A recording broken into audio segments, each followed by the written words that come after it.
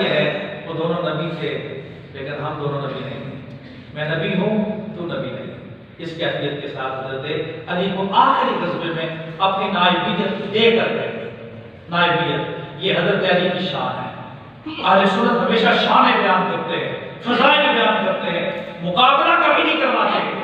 کیونکہ ایک شان حضرت علی کی ہے کہ وہ حضور کے بعد غزوہ تبوک میں حضور چلے گئے، جانماز مصلی پہ نماز آج کون پڑھا رہا ہے؟ آج مسجد نبی کا خیال کون رکھ رہا ہے؟ آج بچوں کے اور عورتوں کا خیال کون رکھ رہا ہے؟ آج میرے نبی کا بھائی رکھ رہا ہے۔ تو جب آخری دن آئے تو حضور نے کس کو امامت کے مصلی پہ کھڑا کیا؟ سیدنا صدیق پڑھ شان ان کی بھی بارات ہو رہا ہے، شان ان کی بھی بارات ہو رہا ہے۔ ادھر دیکھیں تو غار ثور میں میرے آقا جو ہے حضرت علی کے حضرت ابوبکر کے ساتھ انہوں نے کہا کہ سارے چلے جاؤ،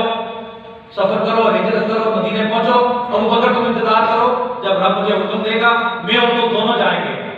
اس دن سے ابوبکر رات کو نہیں سوئے، کیا معلوم سرکار کس ٹائم پہ آ جائے، کیا معلوم سرکار کا حکم کیا آ جائے، اور علی بستر پہ سویا ہو۔ جس دن حضور تشریف لائے رات کا بھی آخری پہر تھا اور ابوبکر ٹہل رہے تھے اور دو اونٹنیاں بالکل تیار پڑی تھی۔ سرکار نے فرمایا حکم ہو گیا چلیں، انہوں نے کہا رسول چلیں، بات ہی کوئی نہیں دوسری، بچوں کا کیا بنے گا، باپ بندہ ہو چکا تھا اس کا کیا بنے گا، سارے معاملات تھے، لیکن کہا چلے گئے۔ اور پیچھے ایک وفادار ساتھ رکھا، غار ثور سے لے کے مدینہ طیبہ تک گیا، اس کا نام ابوبکر ہے، اور ایک وفادار اپنے بستر پہ سلا کے گئے،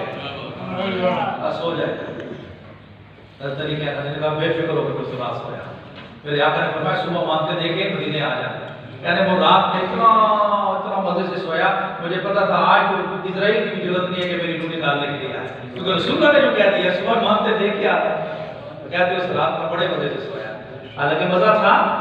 سب دشمن باہر کھڑے تھے، تلواریں ننگی تھی، رسول اللہ کو نہیں دیکھتی تھی تو دو ٹکڑے علی کے ہو سکتے تھے۔ علی اپنی جان بچانے کے لیے کہتے ہیں رسول اللہ کسی اور کو سنا دے، نہیں، آج رسول اللہ کی جگہ پہ حضرت علی سوئے ہیں، اور یہ بتا دیا ہے وفادار مصطفیٰ علی ہے۔ اور ادھر غار ثور کے اندر جب دشمن سامنے آ گئے تو ایسے دیکھا نا، نیچے دیکھا، یا رسول اللہ یہ تو دشمن بالکل سامنے کھڑے ہیں، یہ قوم نظر آ رہے ہیں، رسول اللہ بڑی خوف آ رہا ہے، میرے دل پہ بڑا خوف ہے۔ تو یہ پورے قرآن نے اس کی تصدیق کی ہے۔ یہ خوف کس بات کا تھا؟ اپنی جان کا خوف تھا۔ اگر اپنی جان کا خوف ہوتا تو غار ثور کے باہر حضور کو نہ کھڑا کرتے، خود تنہا اندر نہ جاتے، یا رسول اللہ مجھے پہلے اندر جانے دیں، تاریک رات تھی، کچھ نظر نہیں آ رہا تھا، میں ٹٹول کے دیکھوں گا کوئی موزی چیز تو نہیں ہے، اگر کسی موزی نے کوئی تکلیف دینی ہو تو مجھے دے، آپ کو تکلیف نہ ہو۔ اپنی جان دینے کے لیے غار ثور میں پہلے داخل ہوئے، جب غار ثور کے سارے سوراخ اپنے کپڑوں سے بند کیے، پھر رسول اللہ کو آئیے رسول اللہ نے وہاں فرمایا لا تحزن اللہ معنا، غم نہ کر، تو غم نہ کر ابوبکر، اللہ ہم دونوں کے ساتھ ہے۔ یہ مائیت اللہ نے ابوبکر صدیق کو دی، اور ابوبکر اپنے کندھوں پہ اٹھا کے غار ثور میں لے کے جا رہے ہیں، اس کا نام ابوبکر ہے رضی اللہ تعالیٰ، جن کے کندھوں پہ سارے نبوت بیٹھی ہے۔ لیکن جب مکہ فتح ہوا تو حضور نے بیٹھ کر اپنے کندھوں پہ علی کو بٹھایا، کہا وہاں غار ثور کا موقع تھا، میں ابوبکر کے کندھوں پہ بیٹھا تاکہ پتہ چلے کہ نبوت کا بھار کسی نے اٹھانا ہے نبوت کے وصال کے بعد، اور تجھے آج میں اپنے کندھوں میں بٹھا رہا ہوں تاکہ دنیا تیری عظمتوں کو سلام کرے کہ نبوت کے اوپر ولایت سوار ہے، اور آج علی سوار ہے نبی کے کندھوں پہ۔ ان کیفیات کو کون سمجھ سکتا ہے؟ ہمیں اس کی سمجھ ہے۔ اب آگے دیکھیں، کہا کہ پہلی شان یہ تھی کہ حضور نے فرمایا کہ تم میرے پیچھے رہو کیونکہ تم میرے ساتھ اس طرح ہو جیسے موسیٰ و ہارون ہیں، ایک شان یہ بیان کی۔ دوسری کہا میں نے سمیت تو میں نے ان کے عظمتوں کی، دوسری بات یہ سنی رسول اللہ میں موجود تھا، اصحاب المقاص کہتے ہیں جب رسول اللہ نے اعلان کیا کل میں جھنڈا دوں گا خیبر فتح کرنے کے لیے، وہ دوں گا جو اللہ اس کے رسول سے راضی ہو اور اللہ اس کا رسول بھی اس سے راضی ہو۔ آج شان بڑی مختلف تھی، اور رضی اللہ عنہ و رضوا عنہ تو سارے صحابہ کو کہا یہ سارے اللہ سے راضی اور اللہ ان سے راضی، تو کیا مطلب اس جملے کا مطلب یہ تو نہیں ہو سکتا آج علی سے اللہ تعالیٰ راضی ہے اور علی ان سے اللہ سے راضی ہے اور اللہ علی سے راضی ہے، ابو بکر سے راضی نہیں ہے، عمر سے راضی نہیں ہے، عثمان سے راضی نہیں ہے، صہیب سے راضی نہیں ہے، سلمان سے راضی نہیں ہے، یہ بات نہیں ہے۔ آج فضیلت دینی تھی کسی ایک ہستی کو، اور جس کو فضیلت دی گئی وہ آج موجود بھی نہیں ہے، فرات کے سارے آئے، سر نے کہا آج کس کو اللہ حضور جھنڈا دیں گے، کیونکہ فتح تو اسی کے ہاتھ میں نہیں جس کو حضور آج جھنڈا دیں گے۔ فرمایا نہیں کہا آیا رسول اللہ تو اپنے خیمے میں ان کی آنکھیں درد کر رہی ہیں، دکھ رہی ہیں، آشوب چشم ہے، فرمایا ان کو بلاؤ۔ صحابی گئے، انہیں پکڑ کے لائے، صحابی مقاس کرنے کے لیے منظر دیکھ رہا تھا کہ وہ تشریف لائے، میرے آقا نے اپنے دعا ان کی آنکھوں میں لگایا، کہتے ہیں اسی وقت آپ نے ٹھیک ہو گئے۔ پھر حضرت علی نے پھر کلا بھی فتح کیا، پھر خیبر بھی فتح کیا۔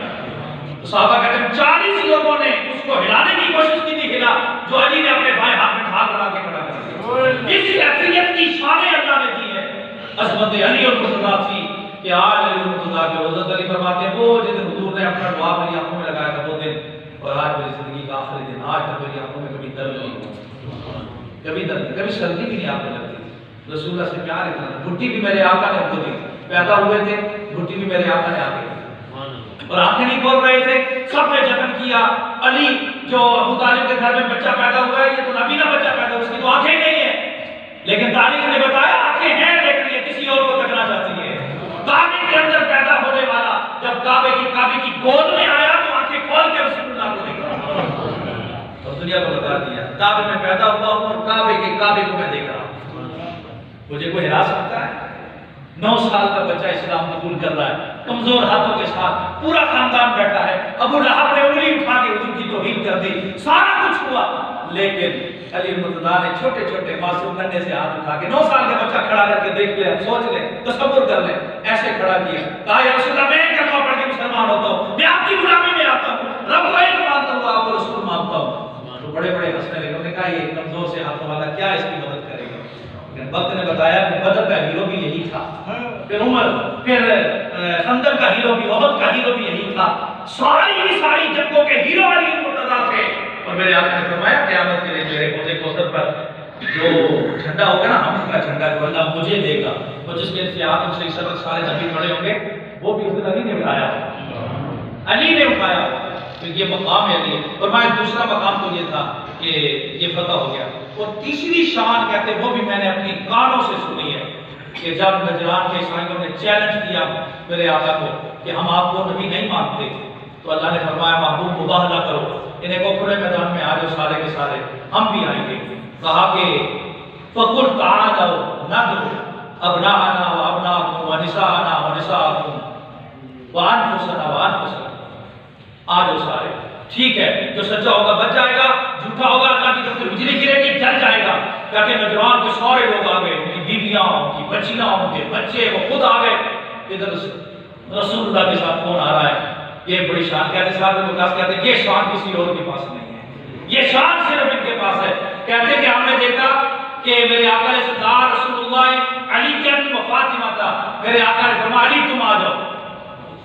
میرے ساتھ، انفسنا و انفسکم، ایک جان بن کے ہم دونوں جائیں گے،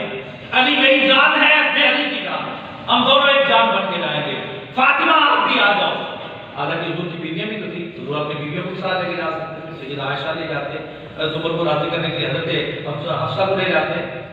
ابو سفیان رضی اللہ عنہ کی بیٹی ان کے گھر میں تھی، حضرت حبیبہ کو لے جاتے، اور بھی بیویاں تو مسلمان تھی بڑی بڑی عظیم، لیکن حضور نے کسی بیوی کو نہیں رکھا۔ آج یہ منظر کیا تھا، علی آ جاؤ، فاطمہ آ جاؤ، حسن کو لے آؤ، حسین کو لے آؤ، اور میرے آقا نے دونوں کے ہاتھ پکڑے ہوئے ہیں، پیچھے میرے آقا کے فاطمہ ہے، فاطمہ کے پیچھے علی ہے،